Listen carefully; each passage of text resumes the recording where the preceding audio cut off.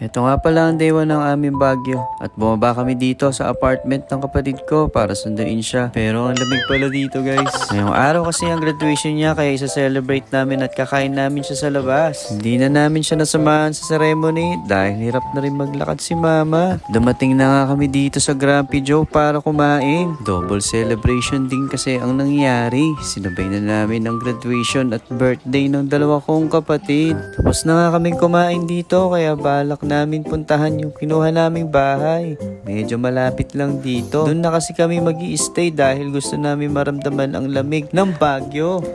Maya-maya lang dumating na kami dito sa tutuluyan namin.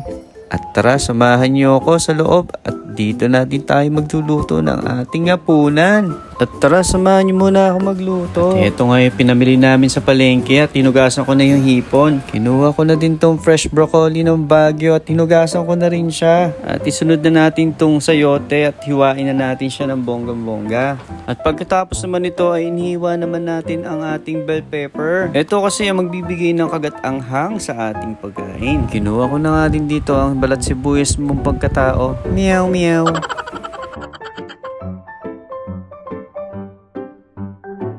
Iniwa ko na din dito ng malupitan ng ating bawang. At bali dalawang klase nga pala iluluto natin ngayon guys. At kaya dinamihan ko ng hiwa ng ating sibuyas at bawang.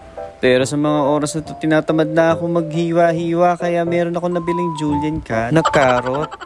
Dito naman nagpainit na tayo ng mantika at magigisa na tayo ng bawang at sibuyas. Isunod naman natin tong karne na pinakuluan ko kanina ng 1 oras. At dito na nga ginisa na nga natin at minekos-mekos na natin itong nilagay nating mga sangkap. At mahalaga talaga guys na malambot ang karne natin kapag kinain. At alam nyo ba guys na napakamura talaga ng mga gulay dito sa Baguio. At sariwa talaga na galing sa farm. Sobrang mahal talaga ng mga gulay sa amin. At dahil paborito ko ang broccoli, ito nga pala yung niluto ko. Ito na kasi ang aming hapunan ngayong gabi. At ito na ang finished product. Kaya maya nga lang lumabas ako dito kasi sobrang ganda pala dito pag gabi. Dahil meron pala silang mga string lights sa labas kaya sobrang liwanag at malamig. Kaya dito na kami magsiset-up mamaya. Ngayon naman ay hiniwa ko na ang luya para maluto na natin ang gising-gising. Ito naman ang pulutan na request ng pinsan ko. Mahilig kasi kami sa gulay kaya vegetarian muna ang peg namin. At ako nga din pala ang nagpresenta magluto dahil hilig ko nga din talaga to. Kaya ang sabi ko basta kayo bibili ako magluluto at kayo mag-uuro. Aba, may swerte ata kayo. Ako na magluluto, ako pa maghuhugas. Meow meow. Mixed seafood nga pala ang nilagay natin dito guys para healthy ang libing ang peg natin. Mas masarap talaga at natural ang lasa nito kaysa sa mga karne. Ito talagang masarap na pulutan kapag sa inuman. Ito din kasi ang ino-order ko kapag nagbabar kami.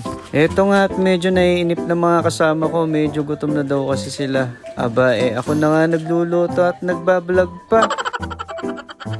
Dito ko nga naisip mag-setup mamaya kasama mga pinsan ko. Mga table, saka yung upuan. Balak namin mag-bonfire mamaya kasi sobrang lamig ngayon dito sa Baguio.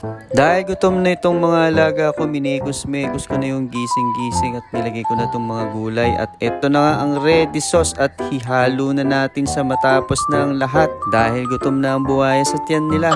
At ito nga guys, makikita nyo luto na ang ating gising-gising. At dito nga kumuha na nga ako ng para sa akin, baka mamaya ubusan pa ako nila. Tara, samahan nyo ako lumabas. Sakto nga nakaluto na ako, dumating na yung ibang kasama ko kaya sinetap ko na dito sa labas at dito na tayo kakain at magre-relax.